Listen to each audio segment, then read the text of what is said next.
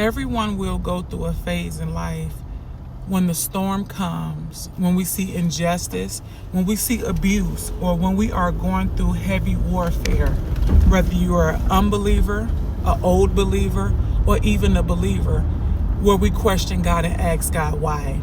Especially the more we walk with God as believers, sometimes we tend to think, God, I've been walking with you for a while. Why am I going through this?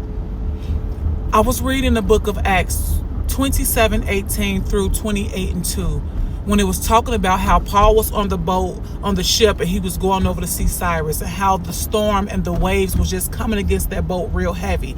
And everyone on the boat was scared because Paul was a prisoner. And the angel came to Paul telling him that you and everybody else going to make it on the other side. And Paul gave that message. And then right after Paul told them that we're all going to be okay, the ship even wrecked. So one would go to think, okay, God, you gave them the promise that they're going to make it. Why you just didn't stop the shipwreck and all? See, in our lives, God never promised to stop the wrecks. God never promised to stop the storms, but he promised us that we're going to make it on the other side. He promised us that he's going to hold our hand and carry us through. And again, when we go through life and certain storms happen in our lives, because we are human, because we are in flesh, we will begin to wonder, God, why you didn't stop it from the beginning.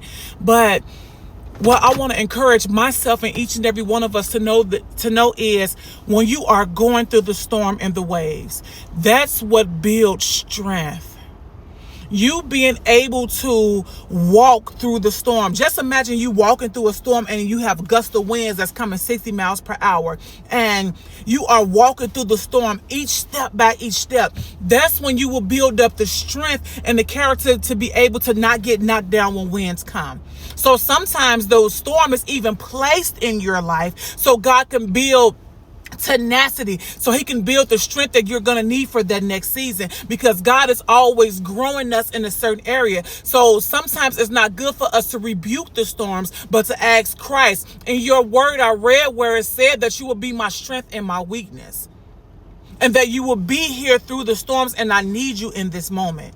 So whatever happens in your life when the storms come, try not to rebuke the storm, but put the word of God to flesh. Make it real in your life, and remember the words that was promised to you.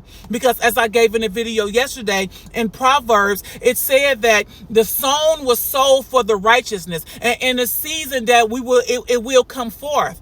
So, and the seed that was sown by God, not by us. So we know that we have a promise that's going to come in this due time. And we're going to make it to the other side regardless. So whatever